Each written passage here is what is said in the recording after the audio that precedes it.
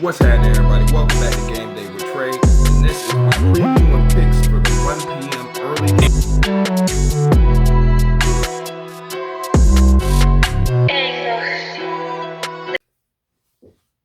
What's happening, everybody? Welcome back to Game Day with Trey. And this is my preview and picks for the 1 p.m. early game slate of the NFL game set for today on Sunday.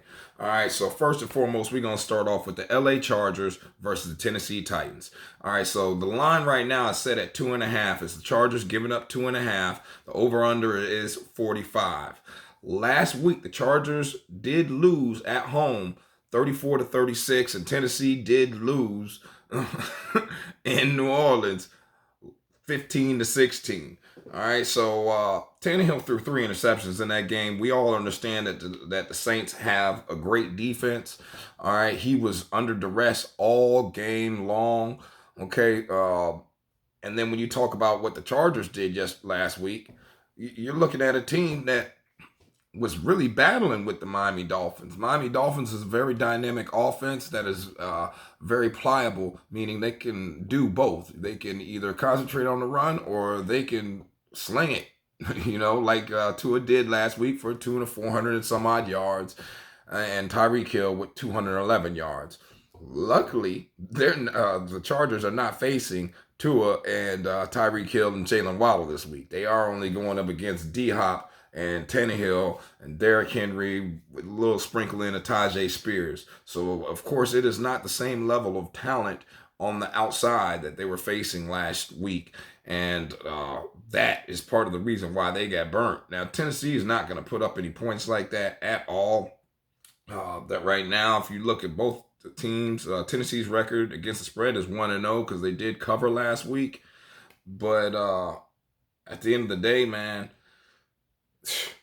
that just was ugly game last week, man. And I'm really not seeing Tennessee be able to stick with the Chargers on this one and on that 2.5. If you look just in the past, all right, in 2022 when these two teams played, the score was 17-14. The 2019 the score was 20-23, and in 2018 it was 20-19. All right, so this over-under of 45 was pretty high, but that's probably because of the fact of how much the Chargers have been scoring. Now, Tennessee defense is not slugs, all right? They do have a good defense, and they got a great head coach, which is why I like this Chargers versus Tennessee game under the total of 45. And if I was going to play the game, I'm going to go ahead and take the Chargers minus that 2.5. That's just me, though. Next game. If we're talking about Indianapolis Colts versus the Houston Texans. Now, this is their first visit there this year. Of course, these are division rivals. Both of them have rookie quarterbacks and both of them have rookie head coaches. So this is any numbers that you look at, throw all that stuff out. Okay, like you can look at the fact of how they play each other, whether it's a tough game or not, usually, no matter who the head coach is and who the quarterbacks are. But outside of that, man, you got to throw everything else out. And you got to just try to look at this game off of what you saw in that Indianapolis Colt game from last week. Now, last week the Colts played the Jacksonville Jaguars, and the score was 21-31. They kind of had to lead for a little bit until some questionable play calling, putting Anthony Richardson in a position to throw up an interception. It's not really on him. On the play calling, it was more on Anthony Richardson. But at the end of the day, at the end of the game, you should be trying to run the ball if you're up on the Jacksonville Jaguars. And then if you look at the Houston Texans were looking good last week too in the beginning when they were playing the Baltimore Ravens. They had a great plan when they first came out. DeMeco Ryans had his team prepared for this game and to face Lamar Jackson. They had Todd Monken's offense looking shaky out there. And could that be because of the fact they changed the offense? We don't know. We will find out this week. But when you're looking at that type of stuff, and then you're also looking at the performance of C.J. Stroud last week, you're going to have two rookie quarterbacks in this game that no one knows what the future is for. So, because Anthony Richardson, he could be the best quarterback that came out in that draft, but he also could be a bust. at the end of the day if he is not able to start grasping NFL offenses better and stop throwing interceptions. That's the one thing he's got to do. He's got to stop throwing interceptions. You can't keep turning the ball over. But I expect Shane Steichen to put him in a position of success where he's going to run the ball, do a lot of RPOs, short passing game, this, that, and the third to keep him successful. Both of these teams coming in this game 0-1 as a regular record and 0-1 against the spread. Head to head in the last 3 games, Indianapolis against the spread is 1-2 versus Houston being 2-1. Now, you know, both these teams have been going through a lot of changes. So, of course, that's not going to, that's actually going to give you a good look at it because they are constantly going through change. And if this is what's going on when they're constantly going through change, then, hey, I mean, last year they actually tied. Right, they in this same situation last year, these two teams tied. So, like I said, expect both these quarterbacks to have their struggles. D'Amico Ryans, like I said, he had some success against Lamar Jackson. I expect this game to be under the 39.5, just because of the fact of the young quarterbacks and trying to get offenses moving.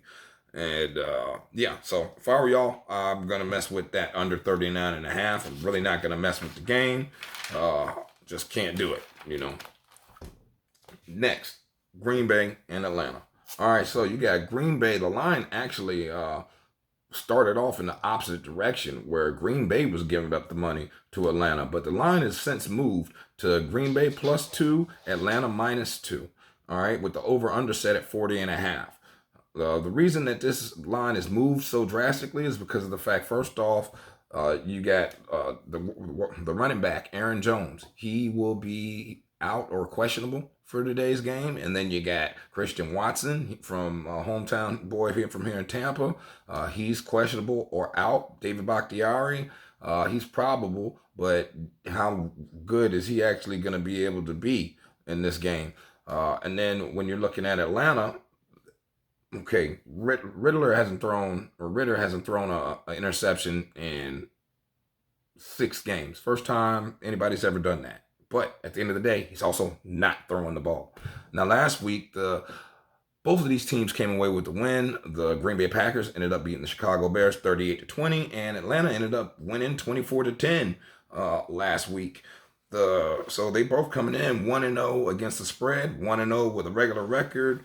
All that stuff. But at the end of the day, given what is actually going to be done out here on this field with the people that are missing for Green Bay and Jordan Love, without that running game, without Aaron Jones, okay, because they still have Dillon, but Aaron Jones, without Aaron Jones, this offense isn't going to move like that when you have a young quarterback. And regardless of the fact that Ritter has not been throwing the ball, okay, he does protect the ball when he throws the ball. He has to get the ball to Kyle Pitts this week. He has to start getting the ball to his weapons. Kyle Pitts didn't get one pass last week, and Drake London only had like 2 targets or something like that. So they got to do better. I know they got Bijan Robinson. I know they got Cordero Patterson. I know they got Algier. They got a lot of weapons. But what you have to understand is that you got to be able to give this young man the opportunity to actually throw the ball. I mean, last week they were going against the Carolina Panthers. If you're going to try anybody, that'd be the week to try, because Green Bay's defense is not a defense you want to tempt with the pass. So I expect this to be kind of a back and forth game. I'm actually going to rock with Atlanta on money line. If I was going to pick this game, I'm staying away from the over-under. I'm staying away from the spread just because of the fact that, look at what you're dealing with out here. You're dealing with Arthur Smith offense that no one really knows what's going to happen outside of them running the ball. And that's a lot of time eating off the clock. And then with Green Bay missing the key pieces they're missing, I'm just going to rock with the Atlanta money line, the home team, the running game. That's the way I'm going to lean, man. Next game, we got Vegas versus Buffalo. So when you're talking about Las Vegas Raiders versus the Buffalo Bills, Raiders won last week 17-16, okay, against the Broncos. And then Buffalo got the behind whooped 16-22 by the Zach Wilson led Jets. So that can be scary if you are a Buffalo fan because of the fact that Zach Wilson is not like that. Now, yes, Jet defense had 3 takeaways on Buffalo. They Josh Allen threw 3 interceptions. He fumbled the ball once. He's got like the second most turnovers in the last 3 years or 2 years since Brian Daboll left. So this Buffalo offense is really struggling, and if they keep going through it like they're going through it, then him and Stefon Diggs are definitely gonna start having beef. So the line is Vegas plus 7.5. Over under is 46.5. Both teams. So Vegas is 1-0. Buffalo's 0-1. As I said, of course, against the spread, Vegas is 1-0. Buffalo's 0-1 because they were giving up money to the Jets. If I'm gonna mess with this game, I kind of like Buffalo minus the 7.5, due to the fact that even though Josh McDaniels might be able to get a semblance of an offense going with Jimmy G and with Josh Jacobs and Devontae Adams, I really have to look at that Buffalo defense, and I expect them to do better than they did last week against the Jets. But at the same time, that Vegas defense isn't nothing to sneeze at either. Like, they're not the best defense, but they're not the worst defense. Max Crosby is a beast at defensive end. So if I'm going to mess with this game, I would have to take the under. And I'm not going to lie, I'm probably going to take Vegas with that 7.5, even though they are traveling across the country. I just think that when you have Devontae Adams and Josh Jacobs, you have the ability to put up some points. And last week, they were going against one of the best corners in the NFL out there in Denver. So, and Buffalo's got a good defense and great corners. But 7.5 points is just a lot of points for me, man. That's a lot of points for Buffalo to cover with the way that Buffalo offense was looking. And, yeah, I got to take that. So, mess with the under, but lean towards that 7.5. That's the way I'm feeling right now. All right, then next we go to Baltimore versus Cincinnati. All right, so last week Cincinnati got the behind kick, 25-9. Joe Burrow only threw for 82 yards. It's the worst game Joe Burrow's ever had in the NFL. Or no, I'm sorry, 3-24 they got their behind kicked. And then Baltimore won last week, 25-9 against Houston. The Houston defense did come out looking good. Todd Monken's offense was struggling in the beginning. Lamar Jackson was missing some open passes and struggling in the beginning. Both these teams have seen each other on a consistent basis, seeing as how they're AFC Central or AFC North rivals. Every time these two teams play, it is a close game. Usually, last year, then when they faced each other, Cincinnati won the first game, and then the very next time they saw each other, they had Tyler Huntley at quarterback by then for Baltimore. Cincinnati won that game as well, and then they played one more time, and Cincinnati won that game too. But they didn't cover in that last one, and that was in the playoffs. Now the difference is Lamar Jackson will be playing, and when he's a dog, he's a dog. Lamar Jackson is 10-2 against the spread as a dog in his whole career. So, even with this line of Baltimore getting the 3 points, I'm gonna have to lean towards taking that 3 points, man. That's just what I have to do as somebody who looks at the numbers, looks how Joe Burrow starts the season every year, especially right now. I mean, he's coming off injury still looks hampered by that calf. So I got to take that 3, man. I can't try Lamar Jackson like that. You got to take that 3 all day, every day. All right, so next you got Seattle versus Detroit. Now, in the Seattle versus Detroit, Seattle's getting 4, Detroit giving up 4. Over under is 47. Record this year, Seattle's 0-1. Detroit's 1-0. Of course, everybody knows about Detroit beating Kansas City 21-20 the other night in Kansas City. And then everybody, of course, understands how much Seattle got their behind handed to them in Seattle by the LA Rams. Okay, 30-13.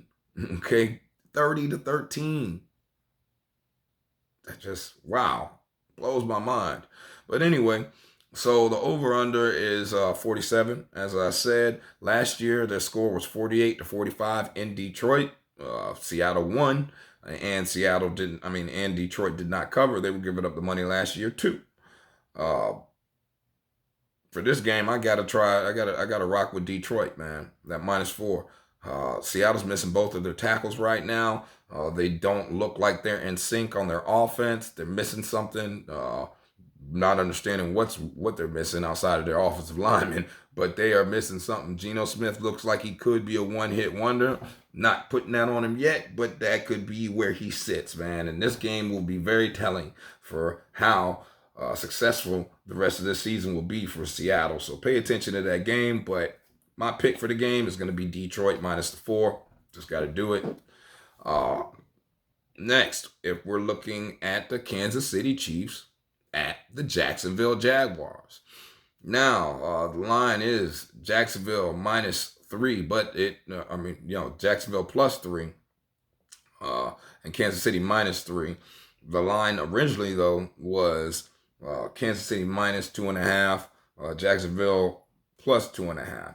The over-under is 51. Last week, Kansas City score was 20-21, like we just spoke of. They lost. They were missing Travis Kelce. It's the first time that I can remember seeing since COVID, actually, that Patrick Mahomes was forced to play without Kelce. So, as we all know, Kelce is a key cog in what they do. And when you don't have a lot of weapons or a lot of guys that can catch the ball out there, and Travis Kelce is your security blanket, and he's missing, things like last week happen. I expect this Kansas City offense to look a lot better this week, a lot more efficient. Last year when they played, the score was 27-20, and the game went under. Of course, Kansas City won that game. This game right here, though, Kansas City doesn't have the same weapons they had last year. I'm really excited to see this game because I want to see the changes that Andy Reid employs at the end of this. So, but with Jacksonville struggling the way they struggled last week against the Colts, and then having to make that comeback, and the way that Kansas City struggled against Detroit, I got to take Jacksonville +3.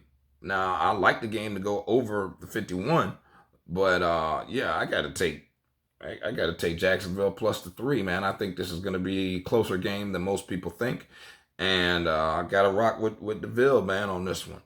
Final 1 p.m. game. Let's talk it. Tampa Bay Buccaneers versus the Chicago Bears. All right, so we all know what I said earlier and how I spoke about Justin Fields earlier this week, and I still feel the same way. But before we'll get into that in a second. The line is Chicago +2.5. Over under is 40. Line made a 1-point move or 1.5-point move, or actually 3.5-point move, because actually it started off at Chicago -1 and the Bucks getting points, getting 1. So that's a quick flip, but that quick flip is because of what we saw last week with Chicago, and then also some of the injuries that Chicago is going through in their secondary, and a lot of the issues that you just saw with Chicago last week, man. Justin Fields is still having trouble reading what's going on that field and calling the proper protections, and making it past his second read, or even sometimes his first read. And with that being said, that leads to sacks, that leads to interceptions, and that leads to a successful day for the Tampa Bay Buccaneers. Now, we saw the Tampa Bay Buccaneers last week defense come out and do their thing against a very potent Minnesota Viking offense. Now, there's a difference between this offense and that offense, because Justin Fields is he a rabbit back there, so he'll get up and go. And Kirk Cousins, he ain't no rabbit. But at the end of the day, man, Minnesota's offensive line is a lot better than what Chicago's offensive line is still, even after the replacements they made. And then the fact that Justin Fields didn't get the ball to DJ Moore last week, that's also something that we're probably going to see change a little bit. But, man, only time will tell when you're going against the Tampa Bay Buccaneers defense that's got people to the likes of Carlton Davis and Jamel Dean out there. And then, of course, you got D. White and Levante David running around back there too, and the Big Vita Vea in the middle. He's going to cause a lot of chaos. Now, not to disparage Chicago Bears defenses. They got Edmonds now, and they got some linebackers, and this and that, a third. But I'm just not seeing. I'm not seeing the success or the growth from Justin Fields. And last time we played them, it was 38-3. But that was 2 years ago, and Tom Brady was the quarterback, and we ran the ball all over him with Leonard Fournette, and it was a different team. Okay, so this is not the same Tampa Bay Buccaneers team, but this is close to the same Chicago Bears team. They made a few changes, but not big enough changes for me to sit here and pick them or even say they're going to score a lot. My pick for the game is Tampa Bay minus the 2.5, and I like the game under. I just don't see a lot of production out of this Chicago Bears offense. I'm not saying the Bucs are going to light it up, but at the end of the day, when you have strength versus strength, or strength versus weakness, because the weakness of the Bears team to me is their offense, and their strength is their defense, and their defense is not stronger than Tampa Bay Buccaneers offense to me. Yeah, it's a new offensive line Tampa Bay Buccaneers got. Baker Mayfield at quarterback. But right now I'm rocking with Baker. Okay, I think Baker Mayfield has been doing a decent job as a leader down here in Tampa. I know that it's only been 1 week, but I expect that to continue, that trend to continue, and I expect Dave Canales to get better on his play calling as well. Like, he started that game off rocky last week, and until Brad Idzik got in his ear and told him, man, look, that's the 2, so let's put in the 2 beaters, and it took off from there. I have complete total faith in Todd Bowles and that defense and understanding how to corral Justin Fields and that Chicago Bear offense. So, yeah. Let's go Bucs, baby. Now, I hope y'all like this. I hope you go ahead and get you some good picks out of this. If you don't remember the picks, man, run back through them one more time. I had Tampa minus 2.5. I like the under 40 in that one. I like Jacksonville plus 3. I like the game over 51. I like Detroit minus the 4 in the Seattle game versus Detroit. I like the money line of Atlanta. I took the 7.5 with Vegas, and I like that game. I like that game to go under. When you're looking at the Cincinnati-Baltimore game, I like Baltimore plus 3 all day, every day. Chargers game versus Tennessee. I got to take it under 45, and I like the Chargers minus the 2.5. And with the Colts versus Houston, I like the total under. And that under, just in case you didn't know, was 39.5. All right, y'all. Well, hope y'all like this. Hope you enjoyed it. Hope you hit. See you at the window. Have a blessed day. Stay safe. Peace.